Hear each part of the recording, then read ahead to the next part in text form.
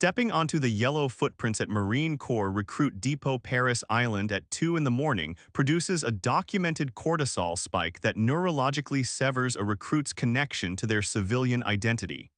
If you're new here, hit that subscribe button right now and ring the bell.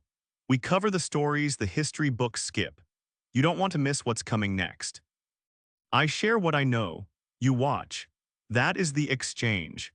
Today we are analyzing the 13-week institutional transformation model that processes all male recruits enlisted east of the Mississippi River and historically processed all female recruits for the entire nation. The initial receiving phase spans exactly 72 hours and is intentionally designed to induce profound sleep deprivation and cognitive disorientation across the incoming recruit platoon.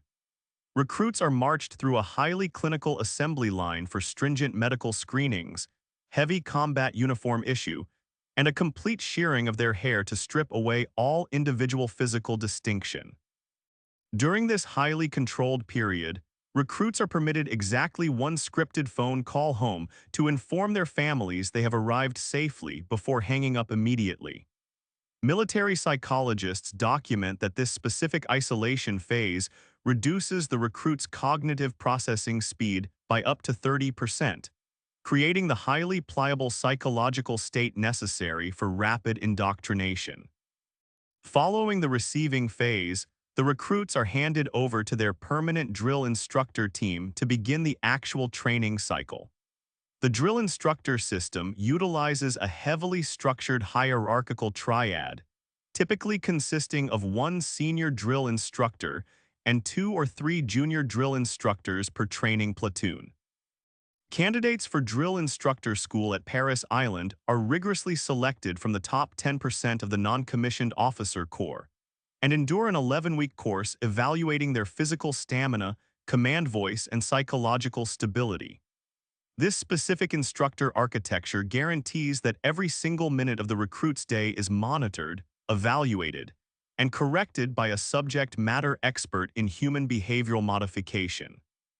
The senior drill instructor assumes a role analogous to a harsh but stabilizing father figure, delivering foundational instruction and ensuring the platoon strictly meets specific weekly training benchmarks. The junior drill instructors, commonly referred to as kill hats, operate as relentless tactical enforcers who create a constant, low-level hum of anxiety within the squad bay. This specific psychological dynamic is designed to force the isolated recruits to rely exclusively on each other for emotional survival, artificially accelerating the formation of vital unit cohesion. By utilizing calculated micro-stressors and demanding absolute perfection in menial tasks like making a rack, the instructors train the recruit's brain to prioritize minor operational details under intense combat pressure. The physical training program across the 13 weeks utilizes a mathematically progressive overload model designed to drastically build cardiovascular endurance and upper body strength. The standard weekly physical training schedule typically mandates 3 days of long-distance cardiovascular conditioning and 2 days of intense combat conditioning, supplemented by daily high-intensity interval training sessions. Recruits must pass the physical fitness test, known as the PFT, which strictly measures maximum dead hang pull-ups, maximum abdominal crunches or a timed plank, and a 3-mile run over flat asphalt. The Marine Corps tracks documented progression data, showing an average reduction in 3-mile run times by 2 to 3 minutes and a vast increase in pull-up metrics from week 1 to week 13. In the later operational phases, recruits execute the Combat Fitness Test, or CFT, measuring their specific physical capacity for the modern battlefield. This combat evaluation requires an 880-yard sprint, lifting a 30-pound ammunition can overhead for 2 continuous minutes, and completing a brutal maneuver under fire obstacle course. The maneuver under fire portion requires exhausted recruits to low crawl, drag a simulated heavy casualty, and carry 2 heavy ammunition cans over a distance of 300 yards under a strict time limit. Medical data from Parris Island indicates that while this progressive loading model successfully builds dense muscle mass, It also produces specific injury patterns, including a high incidence of tibial stress fractures during the peak running weeks. This raw physical conditioning is heavily tested on the complex obstacle courses distributed throughout the swamps of the recruit depot. The confidence course is a massive wooden apparatus containing 11 distinct obstacles specifically designed to challenge upper body strength and eliminate the psychological fear of extreme heights. Recruits must navigate the A-frame, a heavy log ladder reaching 25 feet into the air, and the slide for life, which requires them to crawl down a descending horizontal rope suspended high over a stagnant water pit. Attrition data verifies that upper body fatigue on these specific wooden obstacles accounts for a significant percentage of minor musculoskeletal injuries and drops during the middle training weeks. Another critical psychological challenge on the course is the Stairway to Heaven, a 30-foot wooden tower that recruits must rapidly ascend and descend without the safety of climbing harnesses. The primary timed obstacle course requires recruits to vault over waist-high logs, scale heavy wooden walls, and execute a taxing 20-foot rope climb using a specific leg wrap technique. The time standard for this circuit is heavily monitored, with male recruits generally required to complete the course in under 2 minutes, and female recruits allotted a slightly adjusted timeline. Graders are not simply measuring physical speed on the stopwatch. They are assessing the recruit's mechanical efficiency and their mental ability to conquer the rope climb after their forearms are completely pumped with lactic acid. Midway through the rigorous training cycle, recruits confront the psychological barrier of the Repel Tower. This is a 47-foot wooden structure specifically designed to simulate descending from a helicopter skid or navigating a steep, rocky cliff face in a combat zone.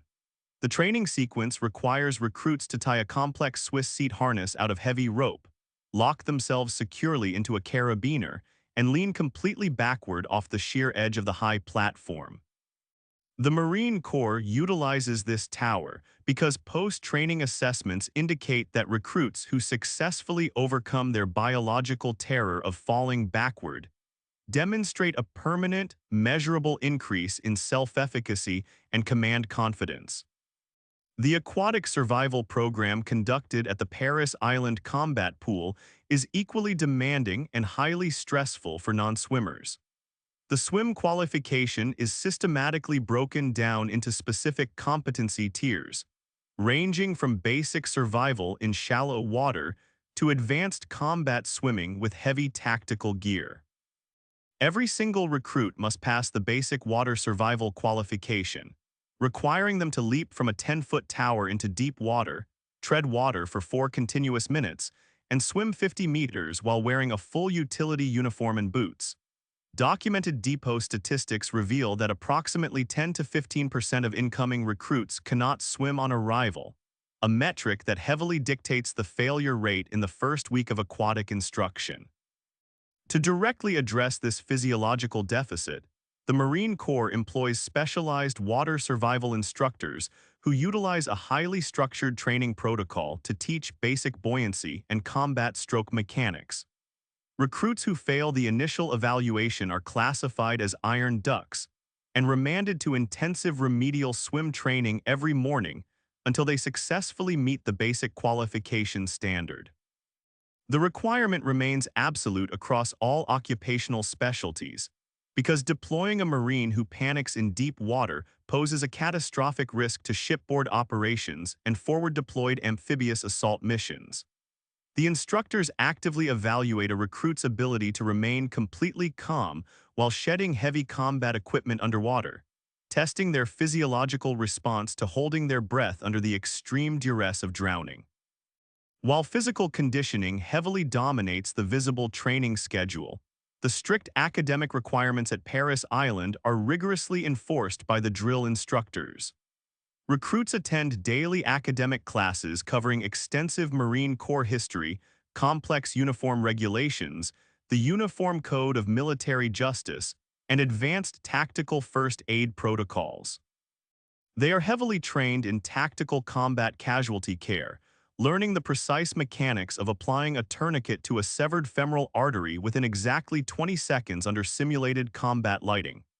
Recruits must pass comprehensive written examinations on these subjects, and candidates who fail the academic tests can be administratively recycled to a completely different platoon, regardless of their elite physical fitness scores.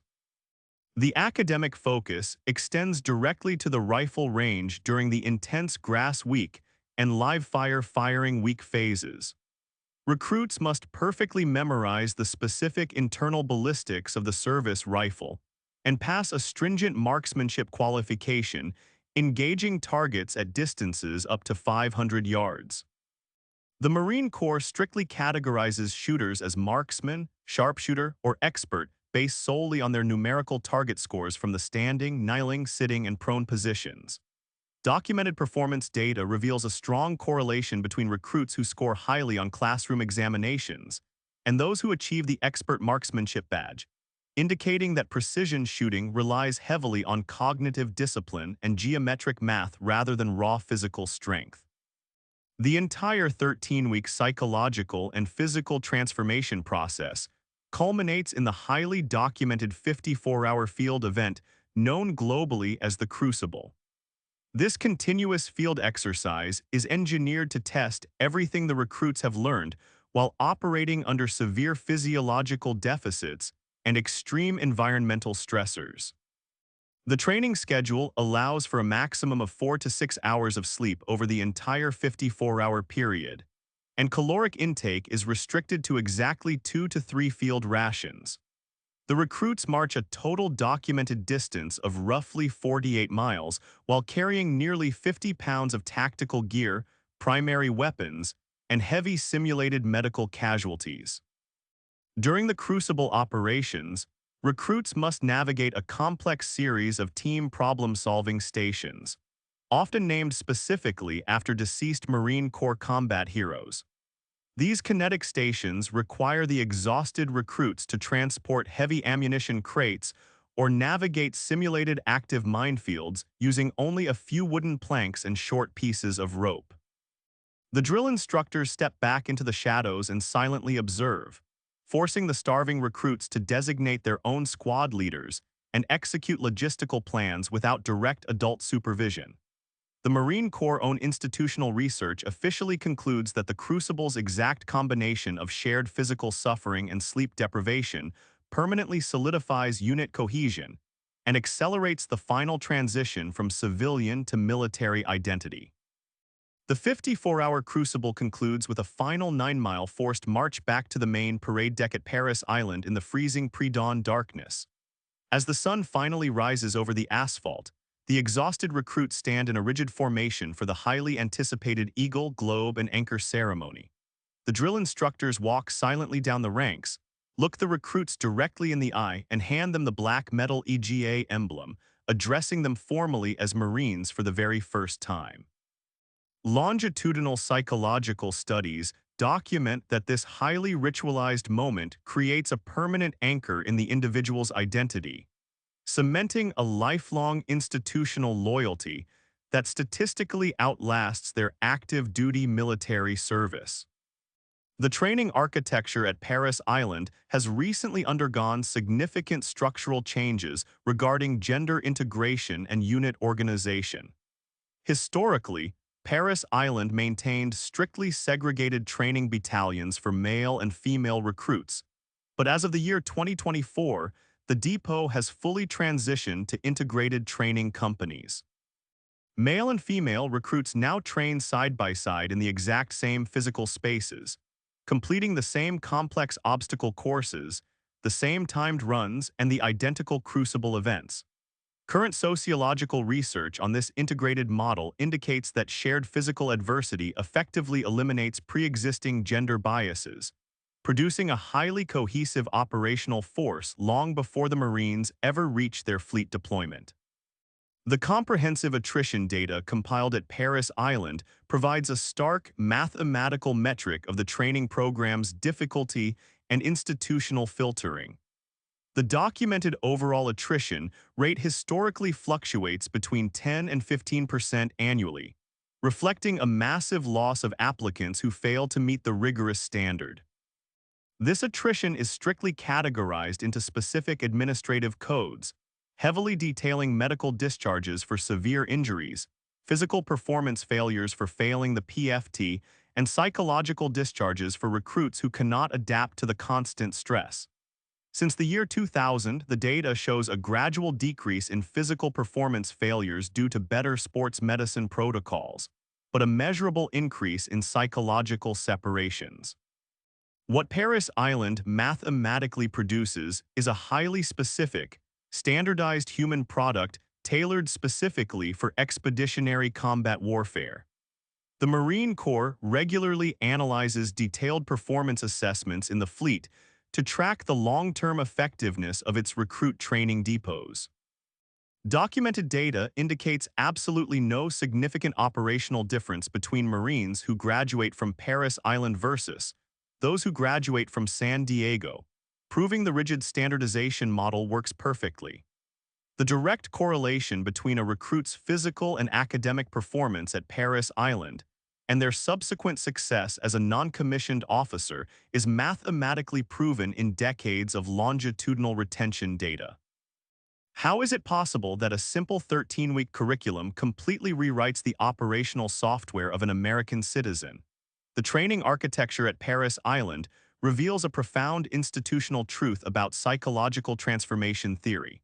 The Marine Corps does not build Marines by adding new tactical skills to a civilian framework. It builds Marines by completely destroying the civilian identity and rebuilding the psyche from the ground up using shared suffering. The operational record of the United States Marine Corps in the 2020s continues to prove that this specific, unforgiving methodology produces the exact type of lethal operator the nation requires. If this gave you a real picture of what 13 weeks at Parris Island actually does to a person, hit the like button. Drop a comment. Did you go through Parris Island or San Diego? What was the moment you understood what the Marine Corps was actually building? Share this with a parent whose kid is thinking about enlisting. They deserve to know exactly what they're signing their son or daughter up for.